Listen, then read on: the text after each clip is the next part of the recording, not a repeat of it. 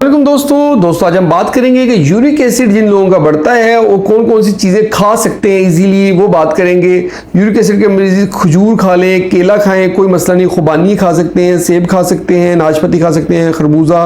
अंगूर, गरमा, ब्लूबेरी खा सकते हैं, आलू बुखारा खा सकते हैं, आड़ू खा सकते हैं, अनानास खा सकते हैं, अनार, कीनू, मौसमी, संतरा वगैरह, स्ट्रॉबेरी खा सकते हैं, तरबूज का इस्तेमाल कर सकते हैं, प्याज ले सकते हैं, चुकंदर ले सकते हैं, जो छली होती है भुट्टा जिसे कहते हैं वो ले सकते हैं, आप बैंगन का इस्तेमाल कर सकते हैं, जैतून किसी भी सूरत में जैतून का फल या जैतून का तेल जो भी ले सकते हैं। आलू खाने में कोई हर्ज नहीं है, बंद गोभी ले सकते हैं,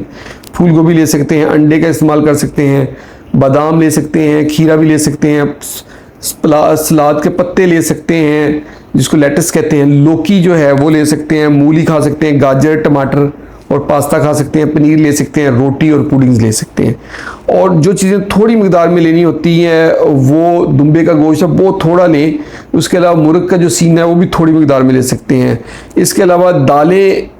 कम से कम लेनी है, झींगा मछली बहुत थोड़ी लेनी है, सोयाबीन थोड़ा लेना है, लोबिया का इस्तेमाल कम करना है,